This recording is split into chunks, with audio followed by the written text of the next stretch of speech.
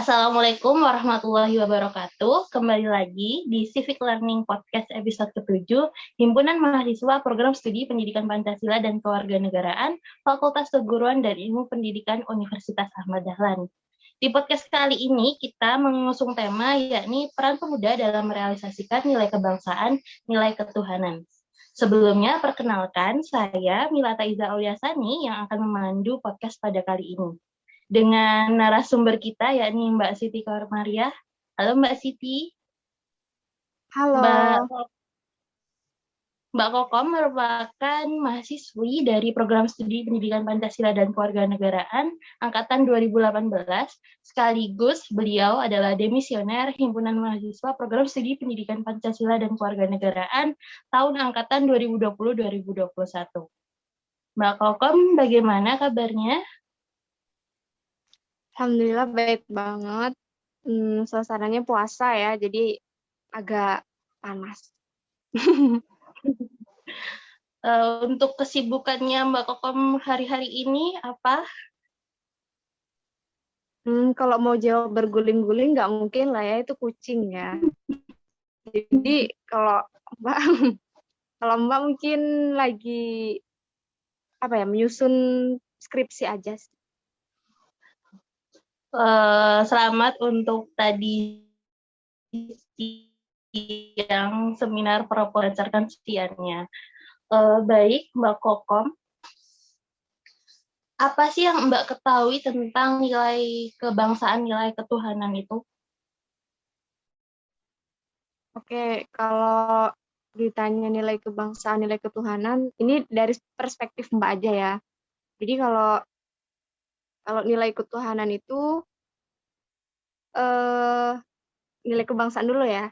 Nilai kebangsaan itu berupa nilai-nilai yang diambil dari sumber budaya Indonesia, berupa ketuhanan itu sendiri, terus kemanusiaan, persatuan, demokrasi, keadilan, pluralis, terus dan seluruh keberagaman yang ada di Indonesia. Nah, kemudian ada juga nilai patriotisme nih, yang merupakan nilai budaya utama yang dibutuhkan untuk pengembangan dan pembangunan nasional ke depannya gitu. Terus kalau nilai ketuhanan itu nilai-nilai yang berasal dari hablum minallah dan juga nanti di dalamnya ada juga hablum minannasnya kayak gitu. Menurut Mbak itu apa? Apakah ada hubungan antara nilai ketuhanan dengan nilai kebangsaan? Kalau menurut Mbak ada sih, soalnya nilai kebangsaan itu tuh lebih lebih ke jiwa mencintai suatu bangsa gitu ya. Jiwa kita gimana memandang Indonesia itu di level apa gitu. Pokoknya rela berkorbannya kita gitu. Terus nilai ketuhanan itu sesuatu yang bersumber dari tegak lurus gitu ya. Itu kita kepada Sang Pencipta gitu. Kalau misalkan nilai kebangsaan itu berdiri sendiri gitu.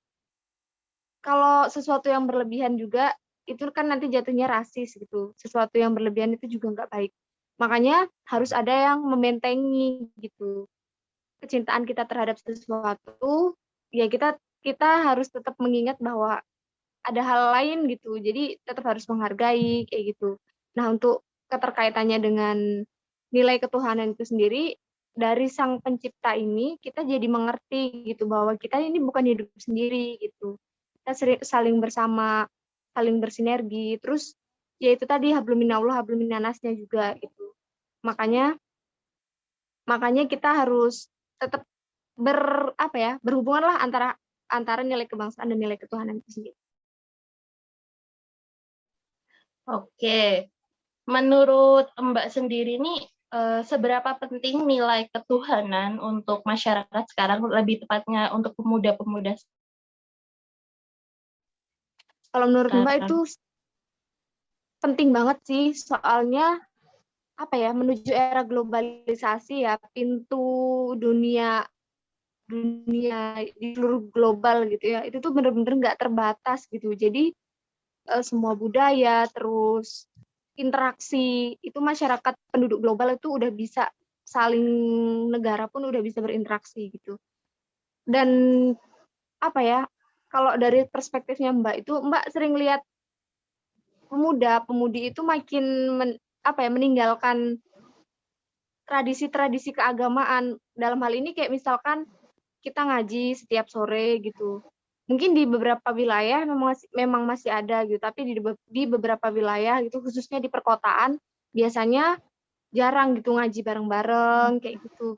Biasanya mungkin kalau orang tuanya memang memperhatikan anaknya gitu, baru diberikan guru les kayak gitu. Kalau enggak ya enggak. Alhasil lama-lama segala hal yang berhubungan dengan keagamaan itu dianggap normal gitu. Misalnya berkata buruk kayak gitu kan. Emang kalau di agamanya kita gitu, itu kan emang kurang baik kalau kita berkata buruk tuh nggak boleh gitu. Kalau bisa jangan kayak gitu.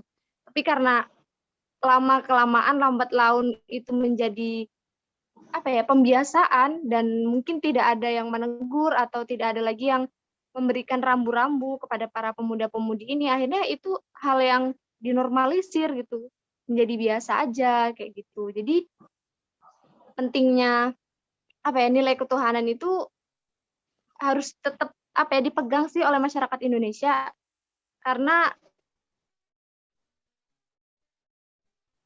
ya itu tadi di dalamnya akan berhubungan dengan membahas tentang Allah dan juga Oke, baik. Berarti nilai ketuhanan itu sangat penting untuk pemuda-pemuda sekarang agar tidak tidak tidak terbiasa dengan hal-hal buruk yang mungkin sekarang jadi dinormalin gitu ya, Mbak.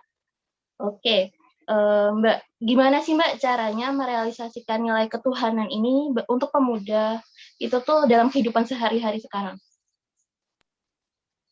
Oke, jadi kalau di Indonesia sendiri, kita kan memang udah ada Pancasila ya, simbol persatuannya kita gitu. Nah, di dalam Pancasila ini pun juga mengandung nilai-nilai ketuhanan gitu, kayak di di poin pertama gitu kan, ketuhanan yang Maha Esa. Itu adalah dua hal yang nggak bisa dipisahkan gitu. Terus kalau untuk implementasinya untuk para pemuda-pemudi itu tetap tetap membentengi diri gitu sama agama gitu. Soalnya kalau nggak dimulai dari kita sendiri, ya kita bakal roboh sendiri gitu. Terus mulai perhatikan lingkungan, terus mulai perhatikan juga ibadahnya kita, selalu belajar gitu, jangan malu buat belajar tentang agama gitu. Soalnya ya umur kan nggak ada yang tahu. Terus ya memang sekarang tuh sulit gitu ditemuin teman-teman yang memang masih pegang sama agama kayak gitu. Bahkan kalau ada yang terlalu agamis itu dianggap radikal atau kayak apaan sih, kaku banget kayak gitu. Oke, terima kasih. Mungkin dari Mbak Kokom mau ada kalimat penutup untuk podcast kali ini. Kalimat penutupnya tetap semangat sebagai pemuda-pemudi, khususnya kita yang beragama Islam gitu ya. Karena kalau bukan kita, siapa lagi gitu. Generasi yang akan ke depan juga nanti bergantung sama generasi yang sekarang kayak gitu. Apa yang dilakukan sekarang berimbas sama yang akan datang kayak gitu. Jadi jangan malu mempelajari agama, jangan malu memperlihatkan bahwa kita ini memang haus akan ilmu agama, dan itu tadi jangan berlebihan. Oke. Terima kasih Mbak Kokom sudah mau jadi narasumber di podcast kali ini. Untuk teman-teman semua, mungkin cukup sekian podcast kita pada kali ini. Kurang lebihnya mohon maaf, dan sampai jumpa di Civic Learning Podcast episode selanjutnya. Terima kasih. Wassalamualaikum warahmatullahi wabarakatuh.